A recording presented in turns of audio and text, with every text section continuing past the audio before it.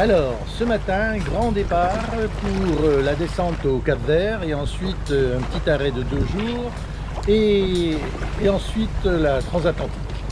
Et voilà, nous sommes le mardi 30 novembre, il est 8h30 et nous quittons l'Europe pour l'Afrique, en direction le sud, avec notre équipage au complet. Là, on est face au vent, on peut envoyer la grand voile, donc on lisse la grand voile. C'est parti.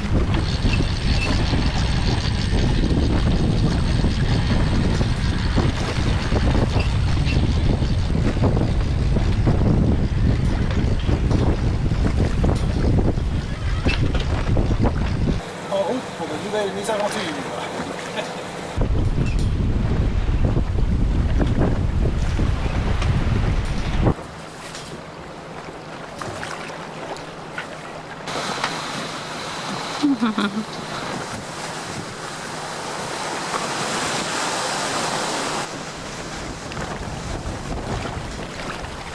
Du thon aux 2 tours. Oh. Et il vient d'où le thon? Tu l'as pêché? Non, non, c'est Cricri qui l'a pêché au marché aux poissons. Cricri? Je ne dirai rien pour cette fois. Je considère que c'est une lâche agression supplémentaire. Ce que vous ne pouvez pas voir, c'est que ici, le bateau, il roule comme ça, et qu'à chaque fois qu'on fait un truc, un geste, on se tient, parce qu'il y a un roulis d'enfer, mais moi, ça ne nous gêne pas, on mangera bien quand même.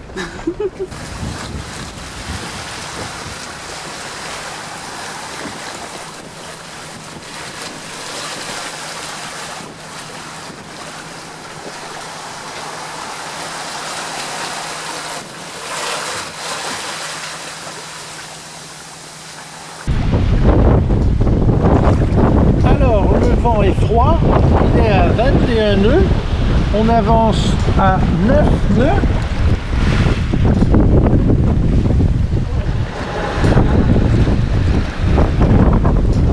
Enfin, entre 7 et 9. Et on est sous demi-génois et grand voile avec 2 riz, voilà. Et puis on danse, vous pouvez voir la houle, enfin, si j'arrive à me relever, voilà.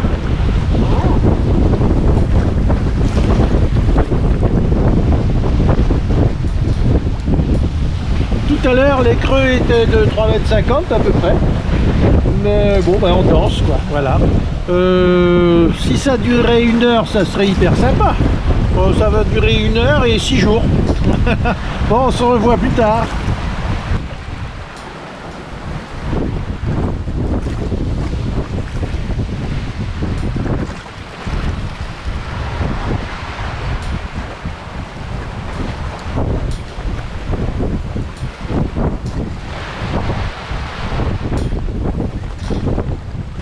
Alors, je viens de réaliser qu'on vient de faire 500 km sans se fatiguer, sans consommer 1 centime, rien que par le vent et le soleil.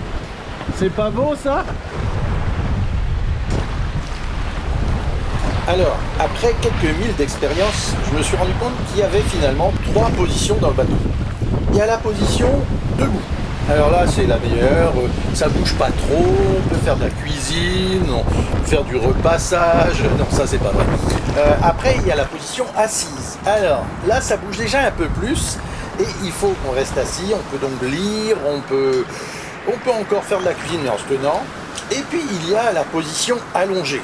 Et la position allongée, là on est harnaché, on se tient, c'est la grosse houle, on tient pas debout. Donc pendant la traversée, c'est celle qu'on a eue le plus souvent. On a peut-être eu une position assise et 5 jours de position allongée. Voilà, donc pas terrible quand même. Vague de 6 mètres. Alors, la route qu'on avait prise, au départ, on devait avoir 3 mètres de houle et à peu près 20-25 nœuds de vent. En réalité, on a eu 35 de vent et des vagues de 6 à 7 mètres. La difficulté, c'était de faire un beau réglage de voile pour que le pilote ne décroche pas tout le temps. Alors, on avait réussi à trouver avec une grand voile avec 2 riz et puis une trinquette, des fois même une demi-trinquette. Quand on était au sommet des vagues, à 7 mètres de hauteur, on descendait en surfant jusqu'au creux de la vague, mais à chaque fois qu'on descendait, on avait un vent arrière d'abord, et ben on tournait sur bâbord, et la trinquette était là pour nous remettre dans l'axe. Et on remontait sur la vague suivante à 7 mètres de hauteur, et on surfait à nouveau. Quand c'était comme ça, c'était parfait, tout allait bien. Mais, des fois, on descendait dans là, pas de la vague, dans le creux, on tournait un peu sur bâbord, et là, la trinquette n'avait pas le temps de nous remettre dans l'axe de la houe. La deuxième vague nous faisait remonter tout en haut, à 7 mètres de hauteur, mais déjà de travers. Ça fait qu'on replongeait dans le creux de la vague, et là, on était encore plus de travers.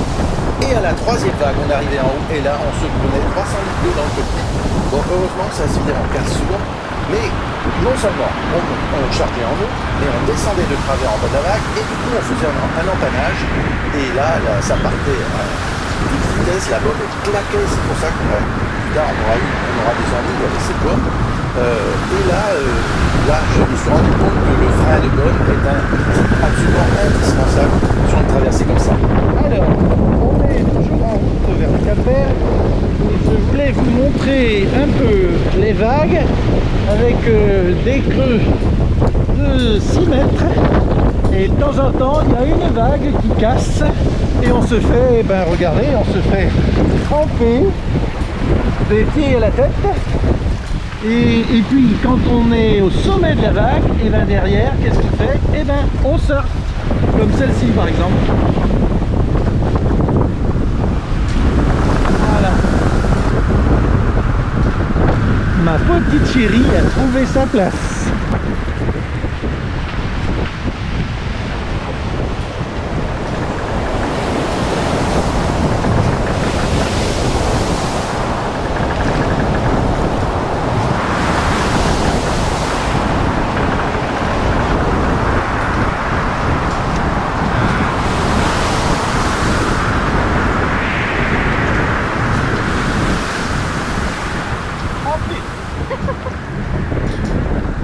Des creux de 6 à 7 mètres avec un vent de 30 nœuds, un grand voile avec 3 riz et un tiers de trinquette. On a quand même rempli 2 fois le bateau avec de l'eau et puis on a fait 2 empennages. Alors Christian, là tu as pêché ce matin, qu'est-ce que tu nous fais à manger à midi? Alors, à midi, nous avons le poisson volant avec ses petites ailes. Et ici, un bébé de poisson volant avec ses ailes plus petites. D'accord. Et là, on en aura assez pour 3 pour Ah ben oui. Là, il y a Fabienne, elle va prendre le petit. Oui. Et nous, on se partage celui-là. Là, on lève Alors, les filets. le premier dégât est ici. L'œil du tangon qui s'est arraché. Donc, une petite réparation bricolage, système D, pour fixer le tangon au mât et le tangon qui tient la trinquette. Le second problème a été la baume qui s'est désolidarisée du mât. Voici le grand mât et voici la baume.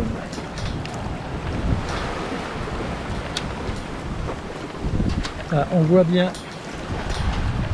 que ceci n'est plus emboîté dans ça et c'est retenu uniquement par les ris et par une drisse de spi qu'on a mis en haut pour tenir la baume. Le troisième problème, c'est le lazy bag qui s'est complètement déchiré sur toute la longueur et qu'on a laissé en place, mais on a remplacé par des ferlettes pour tenir la grand voile sur la baume. Bonjour, aujourd'hui je vais vous montrer comment on utilise le harnais de sécurité. Donc d'abord vous le fixez solidement à un point fixe du bateau. Ensuite vous devez l'amarrer sur vous mais très solidement. Ainsi, quand vous tombez à l'eau, vous êtes sûr de ne pas perdre le bateau. Voilà. On aperçoit enfin la terre après 7 jours et 6 nuits de navigation.